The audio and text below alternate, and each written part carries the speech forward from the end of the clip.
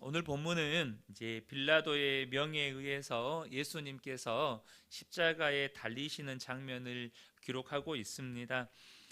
십자가는 인간이 고안해낸 가장 극악의 처형 방식 중의 하나입니다.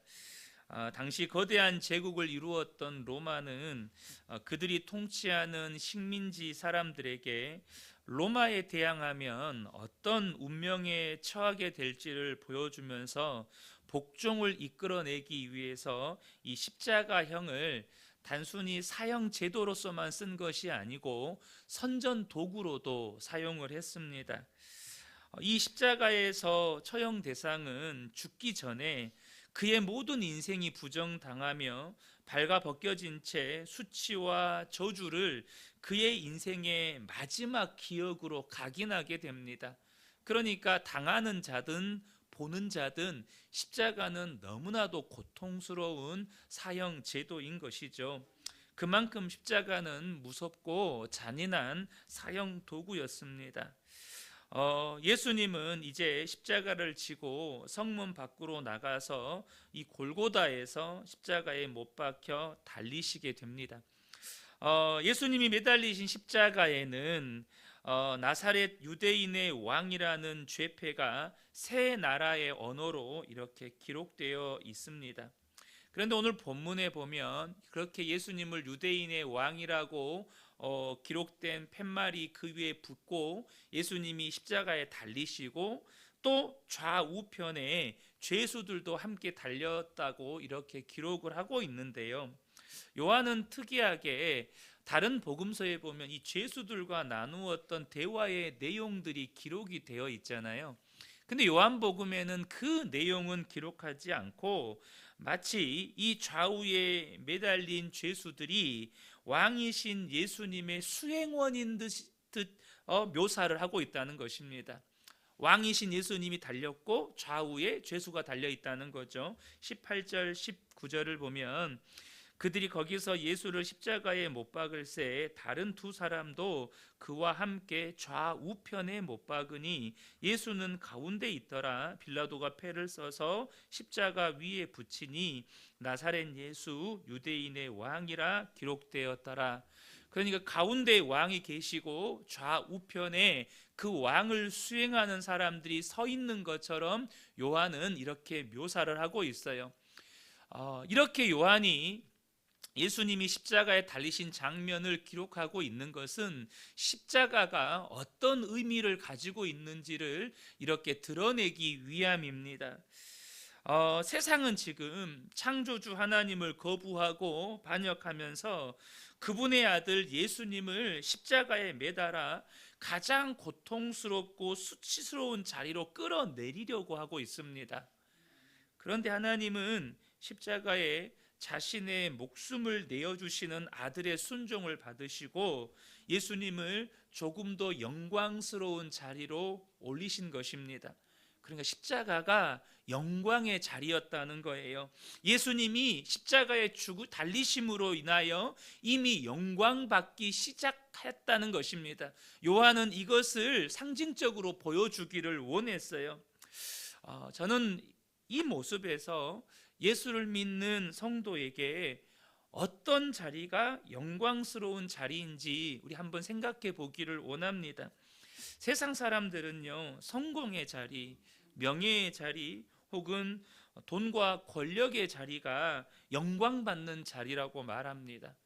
그래서 너도 나도 그 자리에 오르려고 애를 쓰고 심지어 그 자리에 올라가는 과정에서 나와 경쟁하는 사람을 어떻게 하든지 끌어내리려고 애를 씁니다.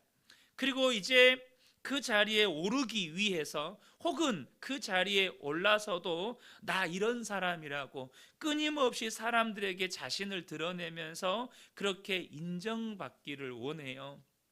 이것이 세상이 말하는 영광스러운 자리이죠. 그런데 여러분, 주님은 뭐라고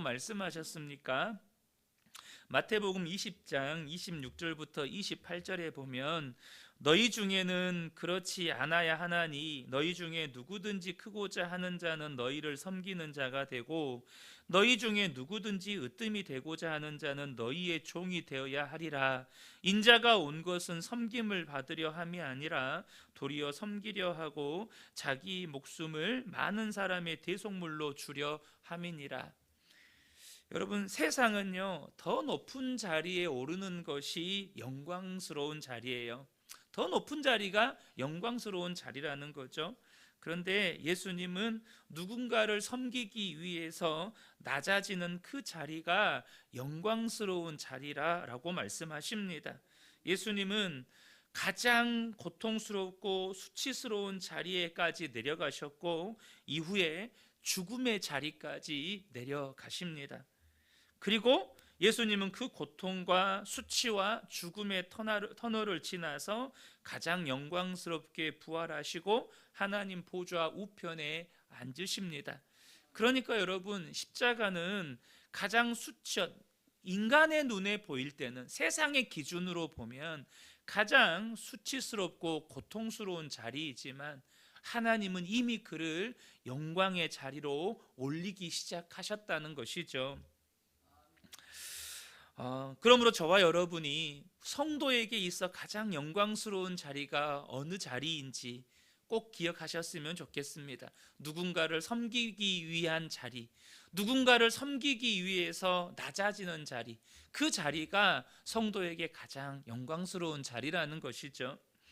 예수님은 그 십자가 위에서 이제 온 세상을 통치하시고 구원하시는 하나님의 아들로서 장차 세상을 복음과 사랑으로 정복할 위대한 교회를 창조하십니다.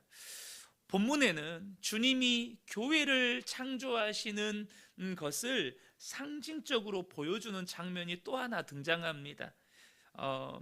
먼저 이것을 이야기하기 전에 예수님께서 마태복음 16장에서 참 제자가 어떤 사람인지를 말씀하셨습니다.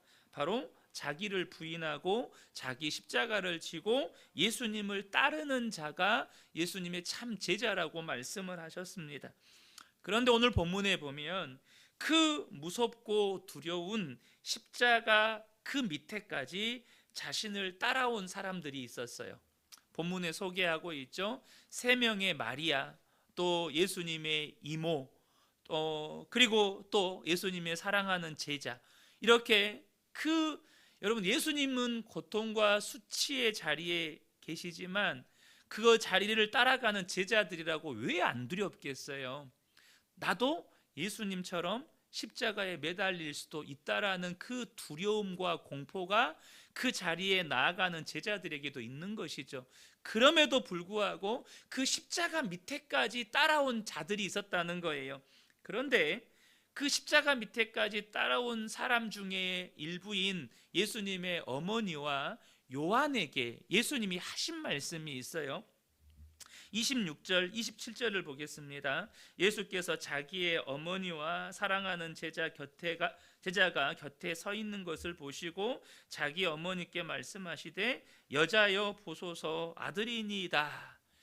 지금 어머니에게 요한을 가리켜서 어머니의 아들입니다 라고 소개를 하는 거예요. 그리고 27절에 또 제자에게 이르되 보라 내 어머니라. 이제 요한에게 예수님의 어머니를 가리켜서 너의 어머니다 라고 소개를 하는 거예요. 그래서 그때부터 그 제자가 자기 집에 모셨다라고 이렇게 말씀합니다.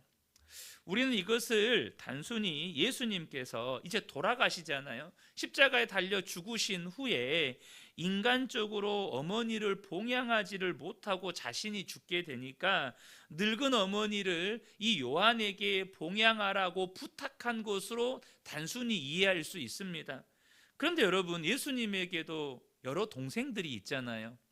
단순히 어머니를 봉양하는 것이 목적이었다면 예수님의 동생들에게 맡기면 돼요. 그런데 지금 어머니에게 요한을 아들이라고 소개하고 또 요한에게는 예수님의 어머니 마리아를 네 어머니라고 소개한 것은 이 십자가 밑에까지 끝까지 따라온 그들에게 이제 십자가 아래에서 새로운 하늘 가족, 곧 교회가 태어나고 있다는 사실을 보여주는 것입니다. 예수님은 이전에 무리들에게 가르치실 때 제자들이 예수님의 가족들이 밖에 와 있다라는 말씀을 전해 듣고 이런 말씀을 하신 적이 있어요. 마가복음 3장 35절에 누구든지 하나님의 뜻대로 행하는 자가 내 형제요 자매요 어머니니라. 여러분, 이 본문의 말씀, 이 성경의 말씀을 종합해 보면 어떤 사람들이 진정한 교회인가, 어떤 사람들이 참 성도인가를 우리에게 분명하게 보여줍니다. 교회 다닌다고 다 교회가 되는 건 아닙니다. 여러분, 교회는 우리입니다. 분명히 교회는 우리예요. 그러나 교회 다닌다고 해서 다 교회를 이루는 것은 아닙니다. 누구나 다 예수님의 가족이 될 수 있는 건 아니라는 거예요.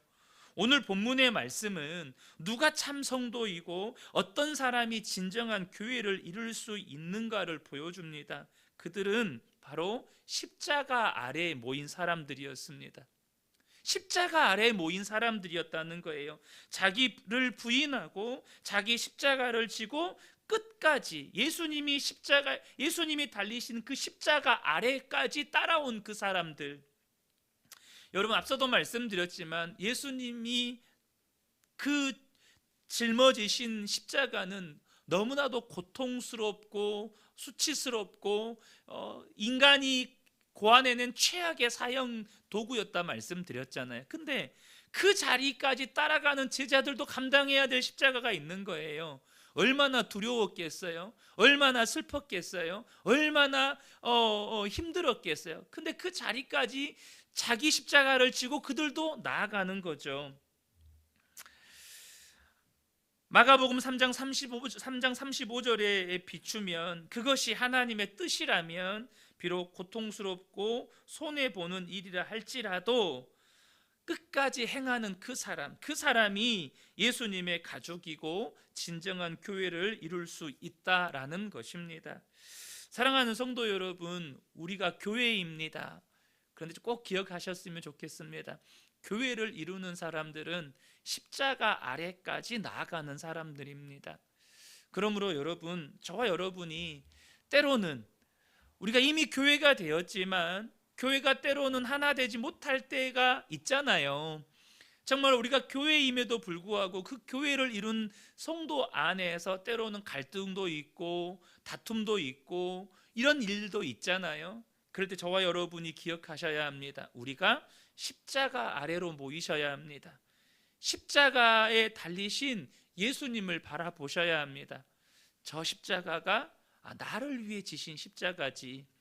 저 십자가 때문에 내가 주님의 자녀가 되었고 내가 지금도 하나님의 은혜 아래 거하고 있지.